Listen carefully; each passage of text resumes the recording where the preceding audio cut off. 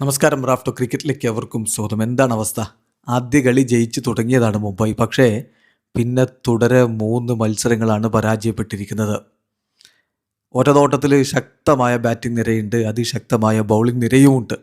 എന്നിട്ട് എന്ത് സംഭവിക്കുന്നു എന്നുള്ളതാണ് ആരാധകരെ ആശയക്കുഴപ്പത്തിലാക്കുന്നത്. എവിടെയാണ് പിഴക്കുന്നത്? ഇപ്പോൾ നോക്കുക, 4 കളി കളിക്കുമ്പോൾ 1 ജയം 3 തോൽവി, 2 പോയിന്റ്. CSK ഇങ്ങനെ തന്നെയാണ്. 4 കളി 1 ജയം 3 തോൽവി, 2 പോയിന്റ്. CSRH ഇതാണ് അവസ്ഥ. പിന്നെ KKR ഒറ്റ കളിയും ജയിച്ചിട്ടില്ല, വെറുതെ കിട്ടിയൊരു പോയിന്റ് ഉണ്ട്.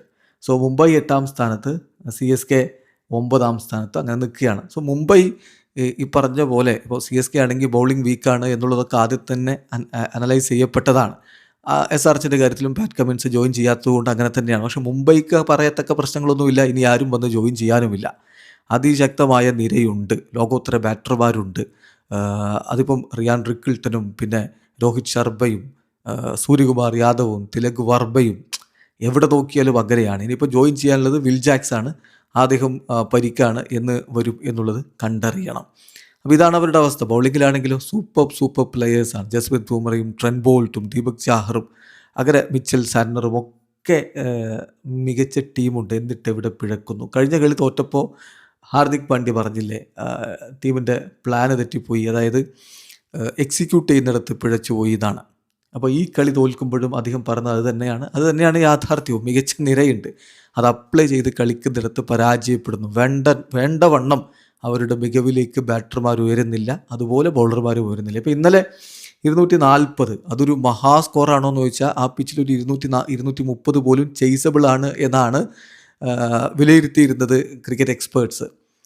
ശരിയാണ്, 222 മുംബൈ എത്തുകയും ചെയ്തു. അത് ആ ഒരു 1-2 ബാറ്റർമാർ കൂടി മികവ് കാണിച്ചിരുന്നെങ്കിൽ തീർച്ചയായിട്ടും ആ ഒരു സ്കോറിലേക്ക് അവർക്ക് എത്താൻ പറ്റുമായിരുന്നു എന്നുള്ളതാണ് ഒരു യാഥാർത്ഥ്യം. നോക്ക്, ഇപ്പോൾ ഇന്നലെ ഈ സ്കോറിലേക്ക് വരാൻ കാരണം ഷെർഫൻ റുദർഫോർഡിൻ്റെ വെടിക്കെട്ടാണ്. അതുപോലെ ഹാർദിക് പാണ്ഡ്യ മോശമില്ലാതെ കളിച്ചു, പക്ഷേ മറ്റുള്ളവർക്ക് ആർക്കും അത്ര വലിയ ഇമ്പാക്റ്റ് ഉണ്ടാക്കാൻ പറ്റിയില്ല. അവിടെയാണ് യഥാർത്ഥത്തിൽ പ്രശ്നം വരുന്നത്. ബൗളിങ്ങിൻ്റെ കാര്യത്തിലും അങ്ങനെ തന്നെയാണ്. ജസ്പ്രീത് ബുംറയ്ക്കൊന്നും ഒറ്റ വിക്കറ്റും ഈ IPL ലഭിച്ചിട്ടില്ല എന്ന് പറഞ്ഞാൽ നിങ്ങൾ വിശ്വസിക്കുമോ? എന്നാൽ അതാണ് യാഥാർത്ഥ്യം. അങ്ങനെയാണ് കാര്യങ്ങൾ പോയിക്കൊണ്ടിരിക്കുന്നത്. അപ്പോൾ ഇന്നലെ ഈ തോൽവിയെ വിലയിരുത്തിക്കൊണ്ട് ഹാർദിക് പാണ്ഡ്യ പറഞ്ഞ വാക്കുകളിൽ എല്ലാം ഉണ്ട്. അദ്ദേഹം പറയുന്നു, അവരുടെ പ്രകടനത്തെക്കുറിച്ച് MIയുടെ അതായത് മിഡിൽ ഓവേഴ്സിൽ വേണ്ട വിധത്തിൽ റൺസ് വരുന്നില്ല, പിന്നെ വിക്കറ്റുകൾ വീഴുന്ന ഒരു അവസ്ഥയും ഉണ്ടായല്ലോ. അപ്പോൾ അതിനെക്കുറിച്ചൊക്കെ അദ്ദേഹം പറയുകയാണ്, യെസ്, ഞങ്ങൾ ഒരുപാട് റൺസ് ഞങ്ങൾ വിട്ടുകൊടുക്കുകയും ചെയ്തു. കഴിഞ്ഞ 1-2 ഗെയിമുകളിൽ അതാണ് സംഭവിച്ചിട്ടുള്ളത്. ഒരു ബൗളിംഗ് യൂണിറ്റ് എന്ന നിലയിൽ, ഒരു ബാറ്റിംഗ് യൂണിറ്റ് എന്ന നിലയിൽ ഞങ്ങൾ ഇനിയും നല്ല രൂപത്തിലേക്ക് മാറേണ്ടതുണ്ട്. We have been catching up. തീർച്ചയായിട്ടും ഞങ്ങളെ സംബന്ധിച്ചിടത്തോളം എന്താണ് സംഭവിച്ചത് എന്നുള്ളത് വിലയിരുത്തി അതിനനുസരിച്ച് കാര്യങ്ങൾ മാറ്റേണ്ടതുണ്ട്. What best we can do, അത് ഞങ്ങൾ കണ്ടെത്തിയേ പറ്റൂ.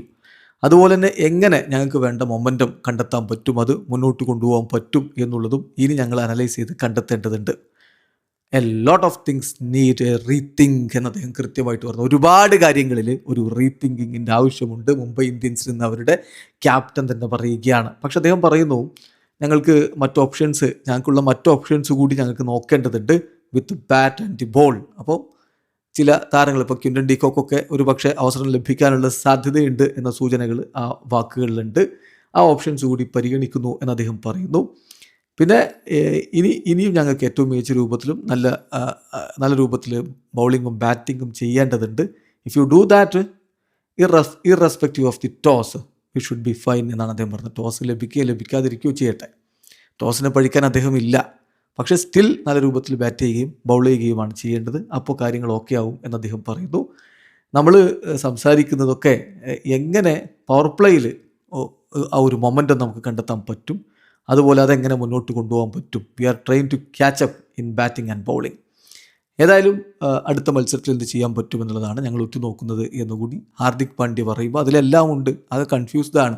ഇപ്പോൾ ചെയ്യുന്ന കാര്യങ്ങൾ ശരിയല്ല എന്നുള്ളവർക്ക് വ്യക്തമാണ്. ബാറ്റിങ്ങിലും പിഴവുണ്ട്, ബൗളിങ്ങിലും പിഴവുണ്ട്.